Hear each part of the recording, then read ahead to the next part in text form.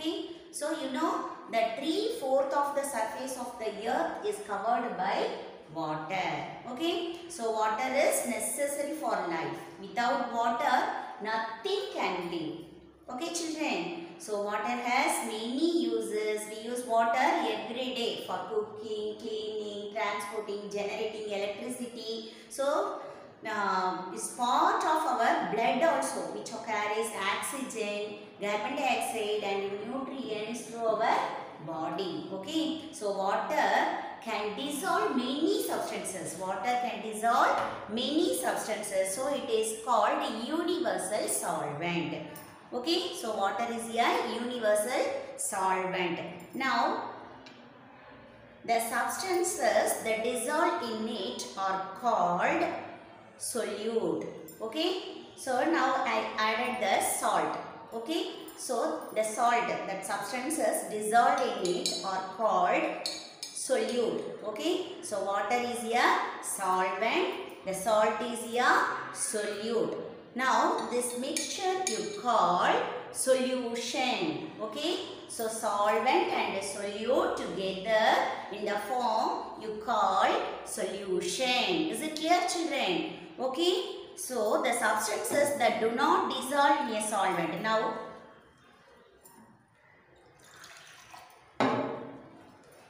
the substances that do not dissolve in the solvent, okay, that are called insoluble substances. Okay, here you can see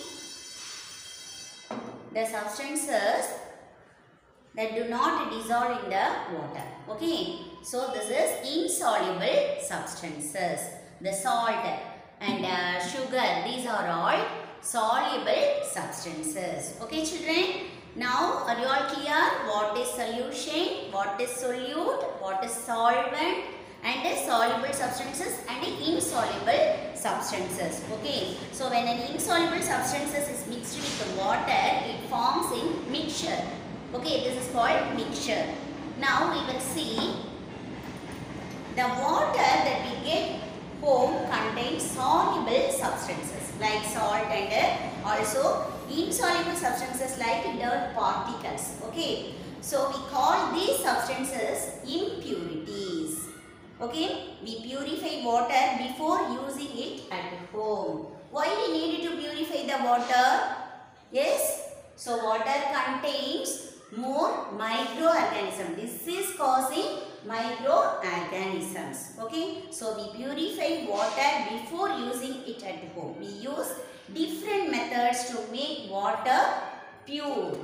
Now we will see the two types of removing impurities. Okay, now first of all we will see removing insoluble impurities.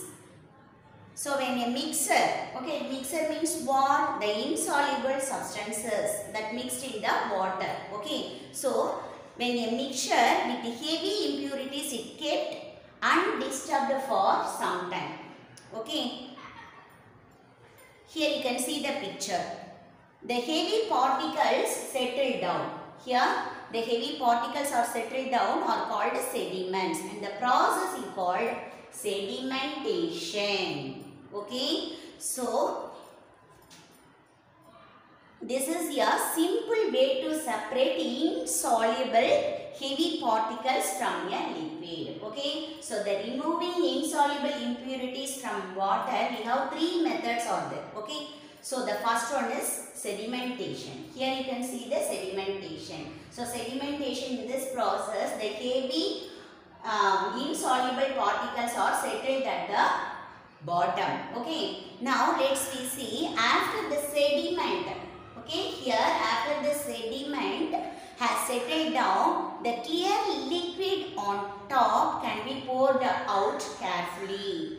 Okay, this is called decantation. Sand or mud can be separated from water using these processes. Okay, so the first process is sedimentation. The next process is decantation. The third one is filtration. In some mixers, the particles do not settle down easily. Okay, In this case, filtration is used to separate the impurities from the liquid. Okay, so the liquid that collects after filtration is the filtrate. Here, SC is used to separate tea leaves from tea. Here you can see the filter paper. Okay, so the filter paper is used to separate mud from water. Okay, so this is the filter paper. This paper used to separate the mud or any other very small particles. Okay, so this is the filter paper, children. So the next we will see the removing soluble impurities. Here also I give the filtration. Okay, can you observe the picture? Yes, this is funnel. Okay, this is funnel. Here you can see the solid residue. This is filter paper. Okay, so the last you can get the filtrate. Okay, so the next we will see the removing soluble impurities. Yes, impurities that can be dissolved in water are called soluble impurities. Here examples are salt, any other chemical, sugar, salt, sugar and any other chemicals. Okay, so here the first method is evaporation. Here when a liquid contains a dissolved substances, we can get the solute by heating the mixture. Okay, until all the liquid evaporates. Okay, so evaporation is a process in which a liquid changes into gaseous. You already know the lower classes, you learned the lower classes ma. So the liquid changes into gaseous form on heating. That is called evaporation. Okay, allowing the liquid to evaporate, leaving the soluble solid behind. Okay, so this is evaporation. Okay, children, the next method is distillation. This method is used to get both the solute and the solvent from a solution. Distillation involves evaporation and condensation. Okay, so distillation, the process by which a mixture is separated by heating a solution and condensing using a cooling tube. The liquid collected is distillate. Okay, so this way we have to get the distilled water. Okay, it's this distilled water used in the laboratory. Okay, so the next we will see the purification of water. Okay, so the water that we get from different sources, as many impurities are there. Okay, so it is purified in water treatment plants before it is sent to our homes. There are many processes in water purification. Now we will see the journey of water. So the water that we get from different sources has many impurities. Yes, it is purified in water treatment plants before it's sent to our homes. There are many processes in water purification. Here you can see the picture.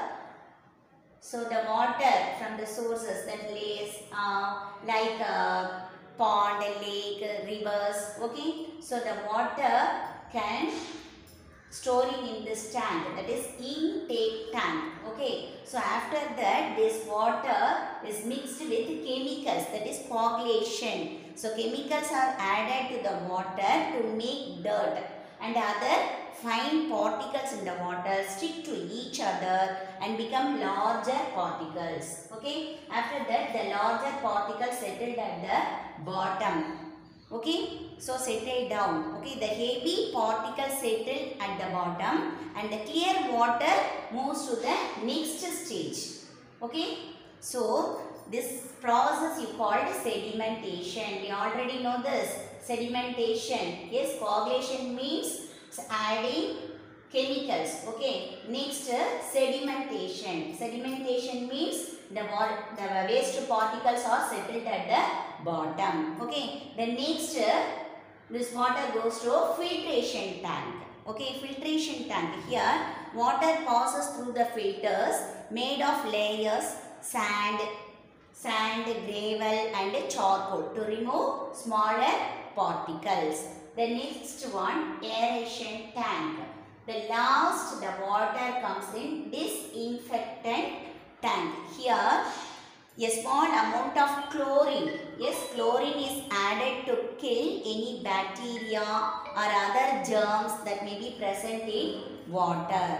Okay, the last we will see the storage tank. So, water is stored in a closed tank or reservoir. This water is then supplied through a network of pipes to houses, factories, hospitals and so on. Okay. Here, this is the purification of water. The first one is coagulation, sedimentation, filtration, disinfection and the last storage. So, this is the journey of water. So, that's all children. So, here the book exercise and question answer, yes, all are sent along with this video. Okay, you can copy down your class work note, children. So, are you all clear? This lesson you have learned air and water. Hope you learned thoroughly, children. Thank you.